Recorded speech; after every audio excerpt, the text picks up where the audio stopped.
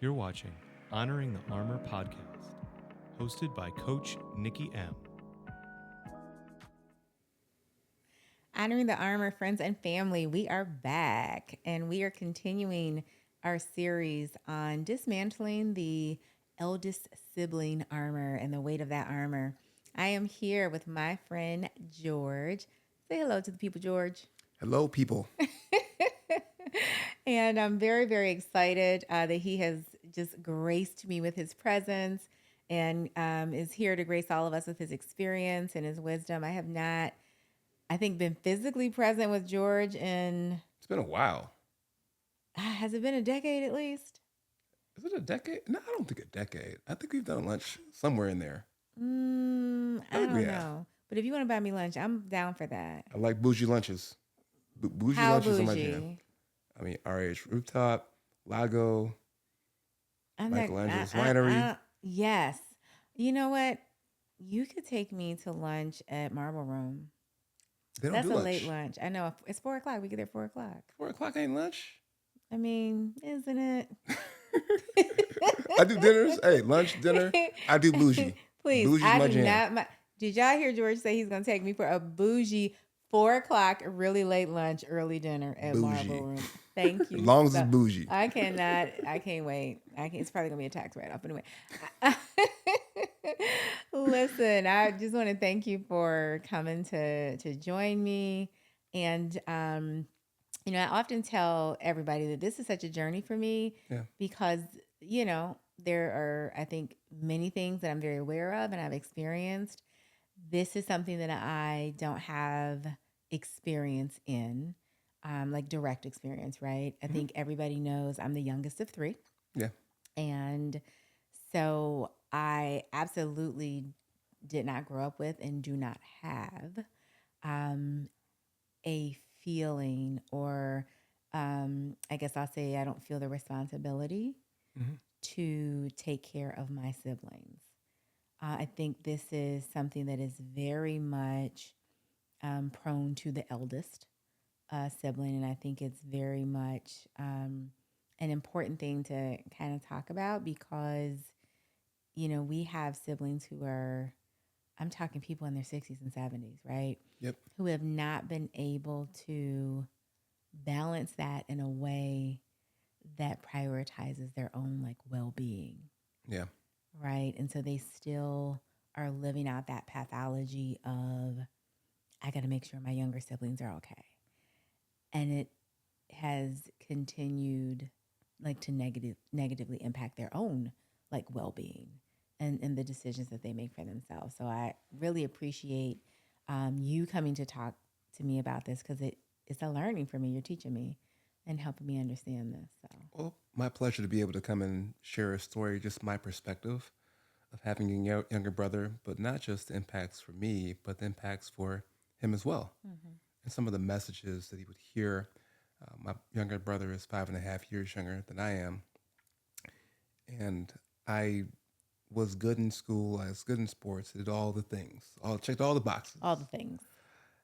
So for him, you know, it's tough for him coming up because he had to hear well, why aren't you more like George? Just do it like George. George does this, George does that. So he had to hear that his entire life.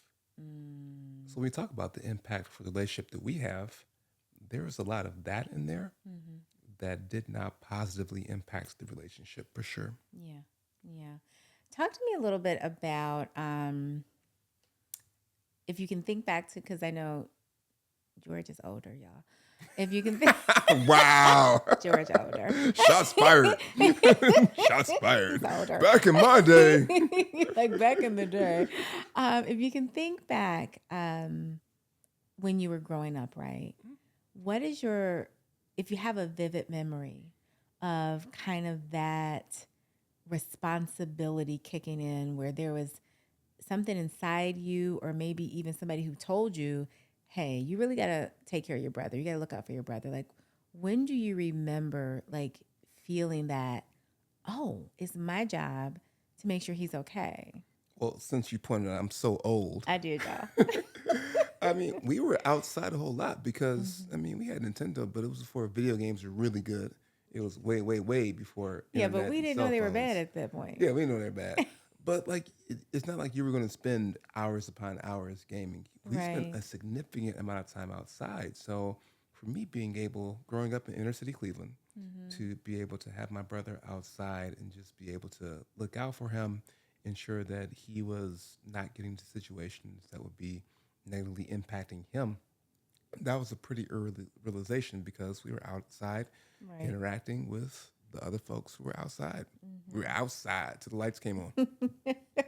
Oh yeah, Until the street light. until the street light came Specifically. on. Yeah, Yes, yes. yeah, Not to hear your name called. yeah, Okay, be on the porch. yeah. What do you think, I guess, was his experience of that? Because we have what you were experiencing at that time. I guess I'm trying not to ask you to speak for him, but I want to just maybe ask you to get inside his mind a little at that time.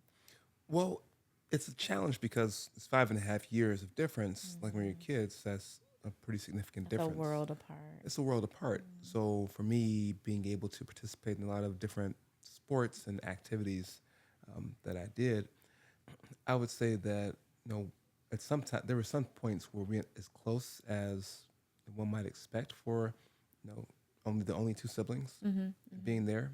So from his perspective and the conversations we've had as we've gone into adulthood is that I could have been around and there for him more often, where sometimes he felt like he was navigating on his own, where I could have stepped in and been more of a present figure. But when you're a kid, you're just living your life, and you're living the experiences that are put in front of you, and you don't know what right is, to put Yeah. that in air quotes.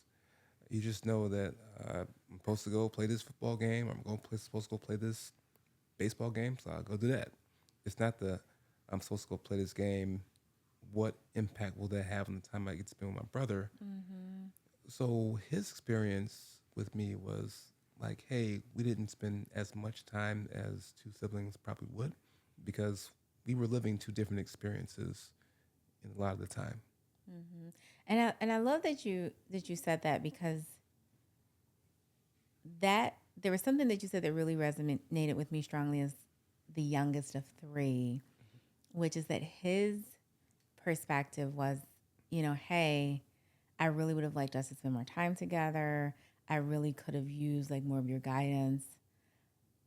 That resonated with me so deeply because I think growing up felt that way about my two older siblings, but now being an adult, I think you have to incorporate reality Yeah. when you're an adult, Yeah.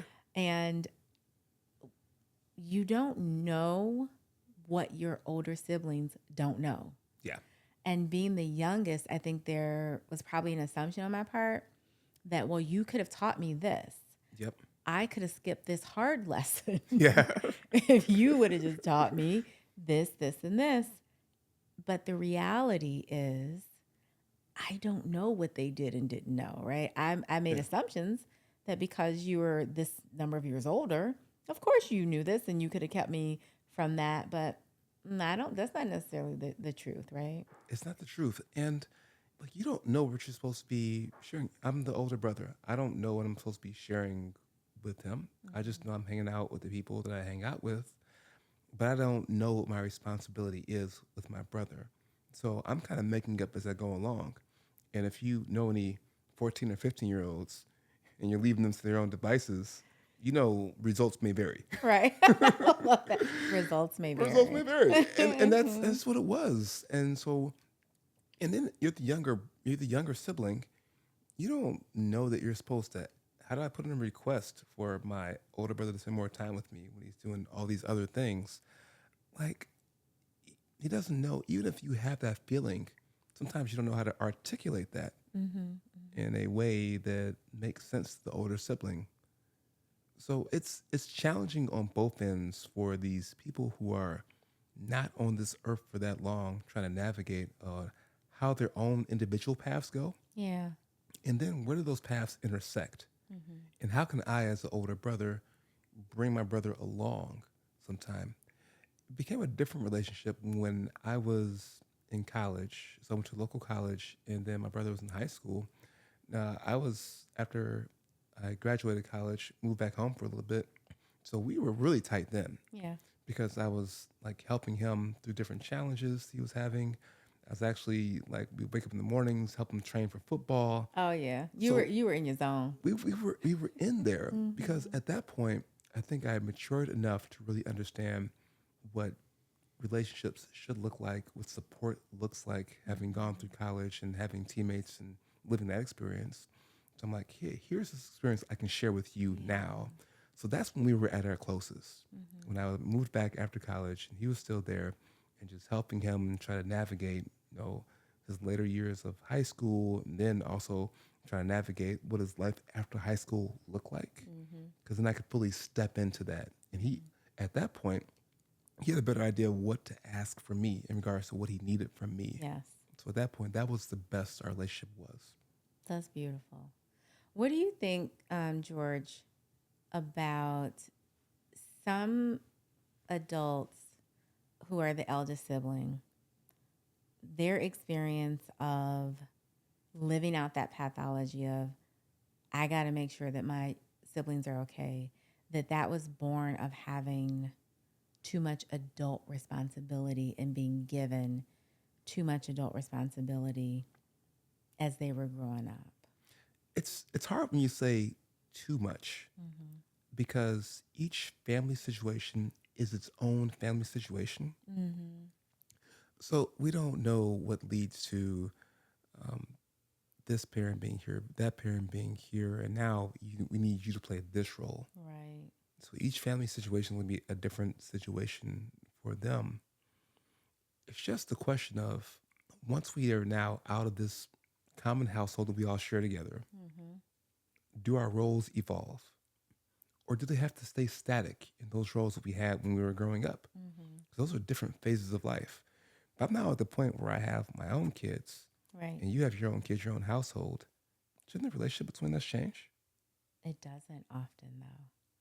And that's where I'm like, how do we unfreeze that That's for what you're here people? to tell us. Y'all, he came here to tell us this. Because so many of my friends and my network and even some of our guests, it it's frozen. Yeah. So to your point, we're at a different place in our lives. Mm-hmm. We're no longer children. We're no longer young adults. Like we are full-fledged Yeah. folks who are in their 30s, 40s, and 50s. Yeah. But that dynamic Mm-hmm. didn't change. So Yeah. you're in your house, they're in their house. You have a family, they have a family. Yeah. You are still, now you're just caretaking your youngest siblings who are adults, right? Who may even have their, like you said, own households and own families. It doesn't change. Why? It's tough because I have had like very tough stretches with my brother where we didn't speak for long periods because there were still expectations he had of me Mm-hmm. in regards to how I support him. And then I was more of the, hey, you're an adult with kids, just like I'm an adult with kids at this point. So, like, how do you step into, how do I support you without being the same level of support that we had when we were sharing the same household? Mm-hmm. When it was a different kind of phase of life. We're in a different phase of life now. So if you're mad at me for not supporting you in that same way, like I'm challenged with that. So we had some very difficult conversations. Yeah. There have been times where we would cut off communication because our expectations of each other, were not aligned. Um, so like the work through that, it requires both of you stepping back out of whether emotional situations. Like how can you step back out of that and talk about like, hey, what is our shared reality for us being brothers look like going forward? Mm. Because what it was in the past, that doesn't work for me anymore Right. in the way that it was. So can we have a conversation about what our relationship looks like and the shared path going forward. That was some like real like grown up big boy conversation and Yeah. approach. I feel like that's something that you have to have that conversation more than once. Oh yeah. Oh yeah. Mm-hmm. That's not a one-time magical conversation because people have expectations of you. And sometimes those expectations are heaped on you by other folk, members of your family. I think I mentioned earlier on. I checked all the boxes. I did all the things you're supposed to do in the order in which you're supposed to do them, and so forth and so on. My brother with a different path. He had his own path. Yeah. And you have folks in our family who are saying, why can't you be more like George? After you've heard that message for the 500th time, you don't want to hear that anymore. Not even after the fifth time. Exactly. Mm-hmm. Exactly. So we also have to factor in how does that impact our relationship as well? Like those outside voices of people that we love and care for, these cousins, aunts, uncles, grandparents, who are sharing this message that isn't helpful for the relationship that I have with my brother. Oh, I think that's so such a damaging message, Yeah. right? I have a friend who feels that I don't want to say feels. It is absolutely their experience Mm-hmm. that their parents make constant comparisons. Yeah. Even like they're all adults now, Yeah. right? Yeah. To even to the extent of ignoring one person's achievements, like absolutely great achievements and accomplishments, and saying like, "Oh, did you see what George did? Look at what George did. Did you see George is doing his thing?" You know what I mean? Yeah. And this other person has overdone their thing. You know what I mean? But literally like not acknowledging, and that the constant comparison to this day, like it is so exhausting, right? Yep. It is demeaning and frustrating, Yeah. and probably I don't know how they're able to have lived this so long and not allowed it to strain their sibling relationship. Yeah. Because when you have that comparison piece and you forget to uplift what those people are doing right. My brother has always been he has 3 children. He's always been a very committed and dedicated father with his 3 children. Um, I, all I can always do is type and talk good. He's a manual person. Type and talk. He works with his hands. Yeah, So yeah. he has skills that I do not have. So when we're talking about how do people interact with him, interface with him, like, yeah, his path is different from my path. That doesn't diminish the path he's been on. Right. So for those family members who say, why can't you be more like George? Like, he has his own path that he's traveling. And stop trying to diminish that path that he's gone on because it's not dissimilar to what George has done. I like that. I like that. Do you feel like I guess family has, specifically your family, has kind of caught up and evolved to not just accepting that everybody's an individual and they have their own path, but really like celebrating that? I can't say yes. I can't say yes. I would say that, maybe people don't communicate that, like the comparison as much as they used to. Good. I can't say their mindset has changed in regards to it. I would just say that they don't go around repeating it all day long like they used to before. I guess that's progress. You know what? You're if you're doing something less Yeah. than you used to, yeah, we can call it progress. I guess we'll call that progress. Yeah. All right. Um, in your formative years, I think probably before you guys had that, hey, let's have, the big man, we are grown men conversation. When you think back to the prior years, how were you emotionally impacted by the expectation, right? That expectation of you should be looking out for him, you should be teaching him, you should be doing this, because you're still kind of trying to grow up yourself in many ways. How do you think that impacted you? So it's just this your normal thing. It's like a fish in water. Like this is the thing that's given to me. I was fortunate. Our parents had us play a lot of different sports coming up. So we talk about interacting with teammates and folks around us Yeah. and helping folks around us. That was in us from early on. Same thing in regards to church. Parents had us in the church. We did one Wednesday's Bible study. Saturday morning was like choir practice, youth choir practice, and then Sunday you in the church. And so there was always our parents did a fantastic job of keeping us in places where community was an important thing. Yes. So looking out for my brother, that wasn't something that was. It was like interwoven. It was interwoven. Okay. It was interwoven, and I was like fine with that because you don't. Because even if you have a different experience, that's like your normal. It's normal to you. It may not be normal from folks on the outside, but like the experience that we all have is our lived normal experience to us. It's only when we start comparing our experience to other folks and how they've grown up, we're about to say like, wait a minute, my story is different from all y'all story. Then it's different.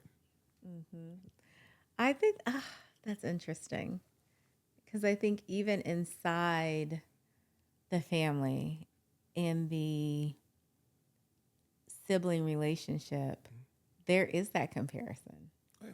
And there is that, I don't know, I don't want to say that, but those constant really aha moments when you start to compare your notes and compare your experiences, that you do realize, wow, same parents, same house, totally different experience. Yeah, because we talk about, and we've been focusing on the older sibling, younger sibling. It's also a different experience for the parents as well. Like I'm at the point now where my wife and I, we have 2 daughters, and the way that we parented the first child, I can tell you is different than how we parented the second. Because any new parents, that first kid, like they're like, okay, we're responsible for a kid. How do I keep this thing alive? Yeah. How do I keep it alive?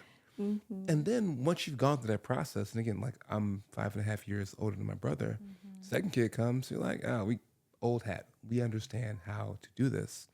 So the experience that younger siblings have with their parents, especially if there's a little bit of space, Yeah. it's a different experience than the older sibling had with their parents. You have more experienced parents for those younger kids, so it's just different. I don't say that it's a good thing or a bad thing. Most folks say it's more lax for the kids who come later on. Facts. Facts. Is that lax? Is that a good thing or a bad thing? I don't know. I don't think, there are so many things I just think we don't need to judge as good or Yeah. bad. Yeah. I think it's a necessary thing Yeah. because, like, again, I'm the youngest of 3.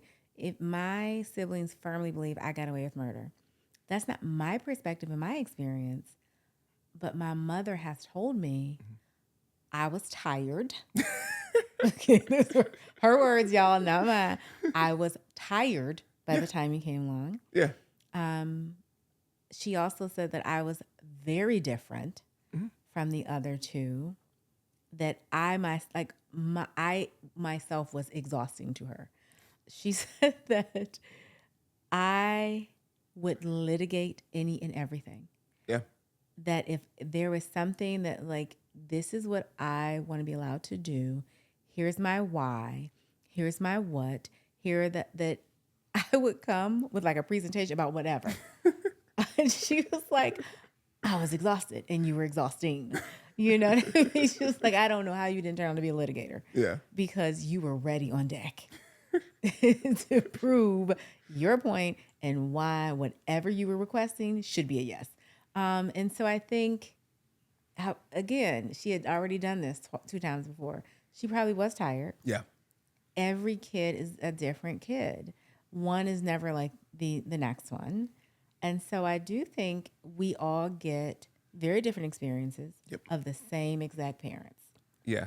And that's been baffling to me for a long time. I'm like, same house, same parents, very different experience, very different even approaches to life. Mm-hmm. I'm like, did the parents tell you something different than the other one? Like, what happened here? So and you keep on seeing that over and over and over again, even for kids who don't have that much age between them.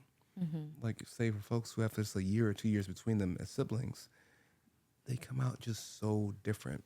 So when you talk about the relationship these folks have, they're in the same house, same parents, but both of those kids are experiencing those parents in a different way. Mm-hmm. And then it's also a different lived experience that they're pulling into it. So when you get down to the interaction, like specifically between me and my brother, it's like it's evolving with every interaction that we have, Yeah. every experience that we pick up. It shapes and makes different the interactions we're going to have with each other. Mm-hmm. So it's interesting to see how it evolves, and it continues to this day. Like it still evolves. And I think one thing that we can forget is that our parents are different. Mm-hmm. I think we forget that, Yeah. right?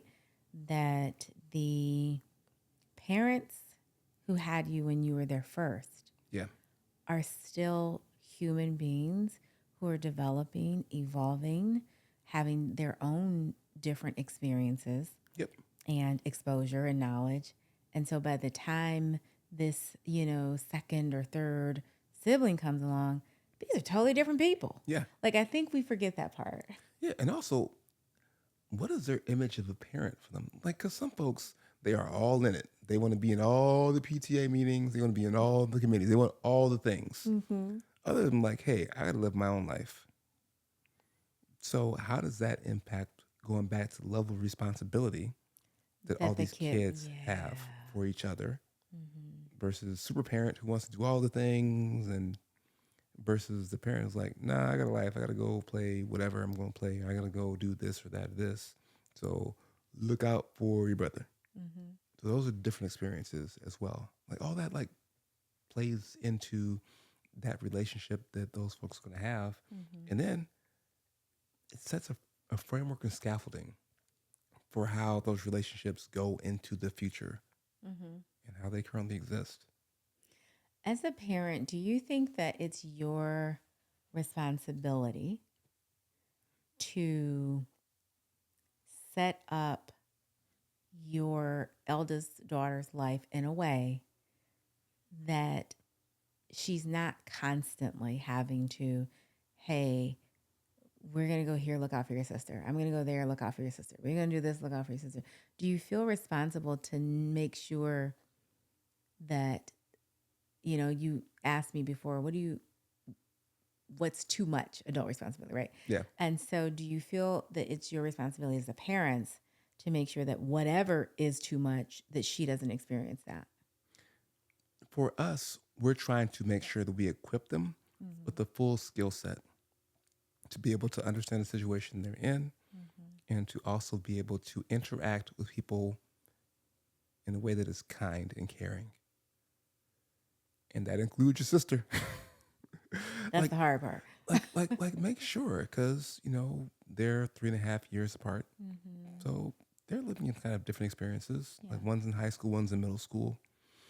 So how do we make sure that the older one has enough empathy and compassion to be able to make space for her younger sister, who can sometimes be annoying to her, but who really, really wants to have a relationship with you? Like, hey, older sister, I know you want to have your space, Mm-hmm. but also make some space for your younger sister. So for us, it's a balance of you get to live your own life. We're not asking you to be a third parent here. Right. However, we do want you to build the foundation for a positive relationship going forward. Mm-hmm. And that's a balance, because you have you see some of these adult siblings who never talk to each other because they feel like, whatever happened during their childhood. And my wife and I were cognizant of that. And how do we set them up right now, set the foundation up now so they have a relationship that's a healthy relationship? It's not forced or strained. Mm-hmm. It's that they have a love for each other and there's some common interests, some common ground that they can build a relationship on top of that hopefully will last for their lives. We can't guarantee that, Right. but we can do everything we can to try to equip them with the skills and equip them with the foundation to build upon. I love that. I love that. And, 3.5 years is not that big of an age difference. I have seen some of and not that your daughters are going to do this, but I think I've really thought very positively about it when you see couples who have adult daughters and they're only like, 2 or 3 years apart. When the oldest, gets independent and moves out, that younger daughter moves, like they move together to their like first apartment. I think that has worked out so well Yeah. for some adult daughters, and it has reinforced that kindness with each other, reinforced that I think I'm my sister's keeper without being her caretaker. I'm her keeper. I love that. I love that phrase right there. I'm a sister's keeper without being your caretaker. Mm-hmm. That's huge. Mm-hmm. Because we're trying to, as a parent, trying to build self-sufficient, resilient people. Yes. And that's a tough part. Building resilient people because we want to make sure they're safe. We want to make sure they feel supported, they have all those things.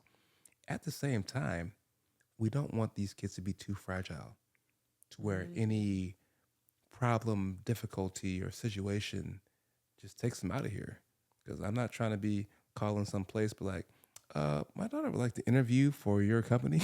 You mean you're not going to be one of those parents who actually emails your daughter's college professor? You're not gonna do that? So I want to be the parent to give her guidance on How she can do the here's email? how you can do the email. This is how you craft the email. That's how you craft the email.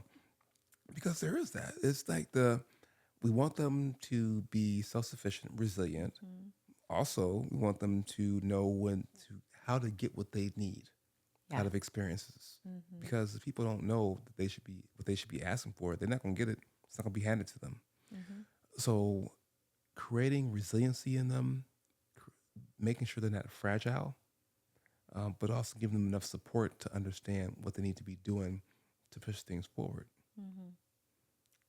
And if we can create that for each of them individually, they can grow up to be their keeper, not their caretaker. That's right. Because they won't feel the need to do for their sister. Because if both of them can get to a place where they can take care of themselves, they can feel like, hey, we can live together, or we can have this relationship. And this relationship is not based on what you can do for me. Yes. It's based on we have a shared history. We have a foundation of this relationship we've built together. So we want to be together. That is so beautiful. I can't wait to see if that happens for them. I, You're like, eventually they both have to get out no matter what. They got to get out. I don't care where they move. They got to get out. I feel for whatever roommates are in their future. Hey, everybody probably feels like that about their children.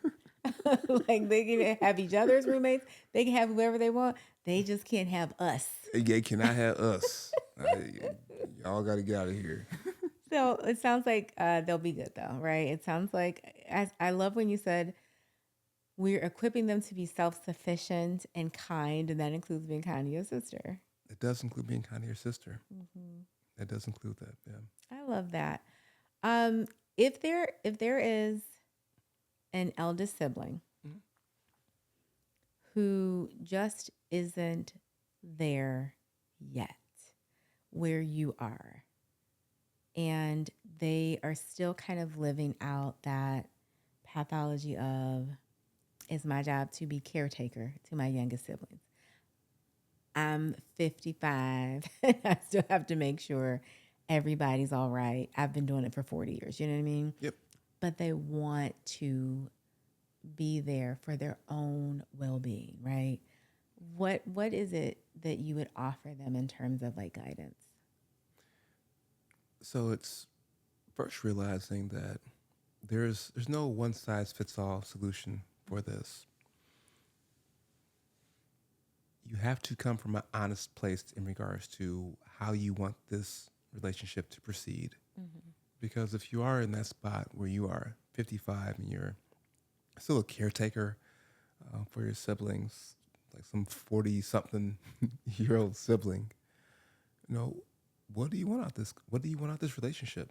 Because if you've been playing that role for so long, maybe you're okay with that.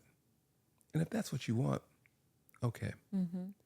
But if you want to shift that relationship, it starts with some real honest conversations about how the nature of the relationship is impacting you. And if you want it to shift, be like, hey, the nature of this relationship negatively impacts me because of these reasons here.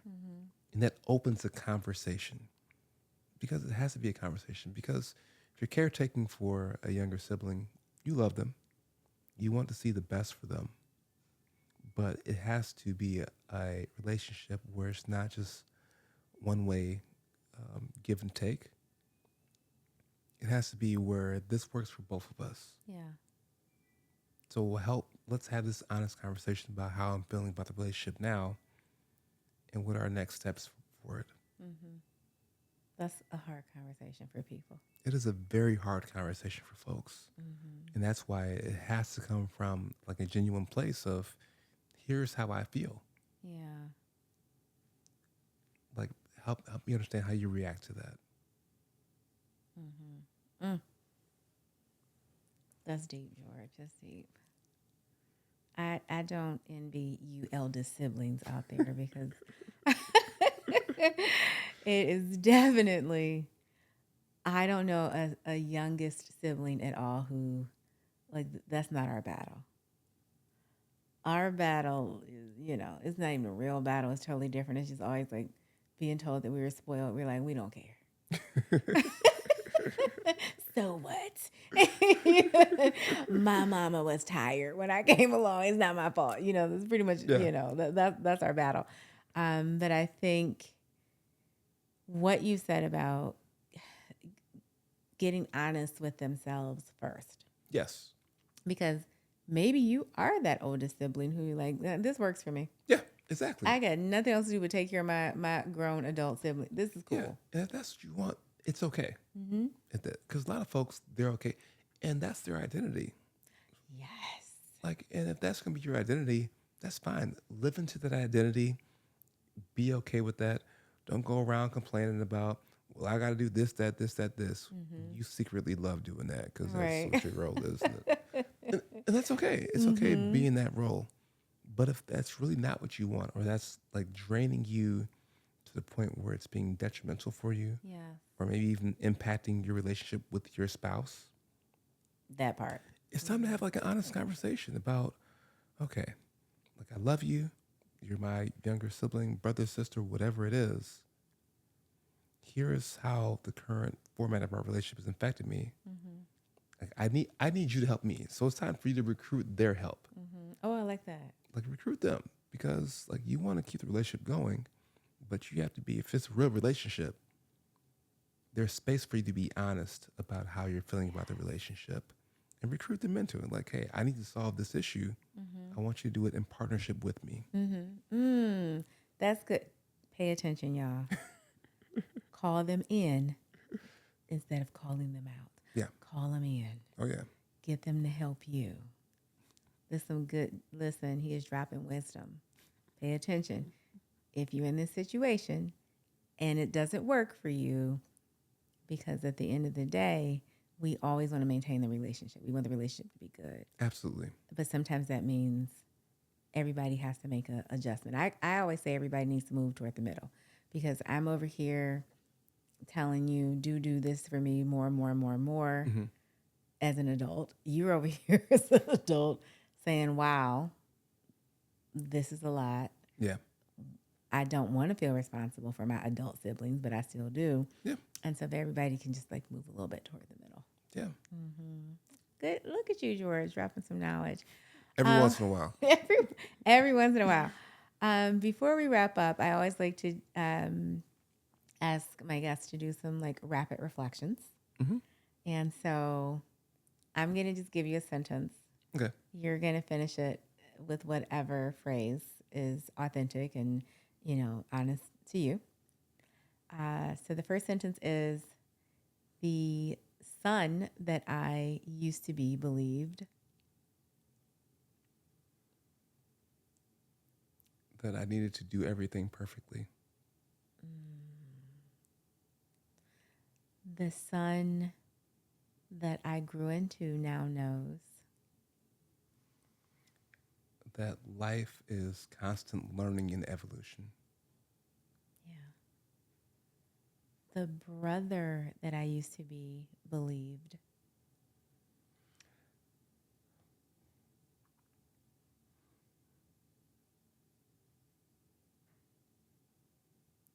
that I had to set a perfect example. The brother that I am now knows that the way I support my brother will continue to evolve as we continue to evolve as men. That was good. That was your whole heart. I love that. Thank you so much, George, for coming and spend this time. Yeah, my pleasure to be here. I appreciate the invitation. I appreciate you. Honor the Armor friends and family. You heard it here first. Call them in, not out. Recruit their help. Okay? You can be your sibling's keeper without being their caretaker. Remember this. We love having you. Thank you so much for joining us. We appreciate you. And don't forget to like and subscribe. Thank you for watching Honoring the Armor podcast. We're releasing new episodes every other week. Let's keep the conversation going in the comments. Like and subscribe so you don't miss out.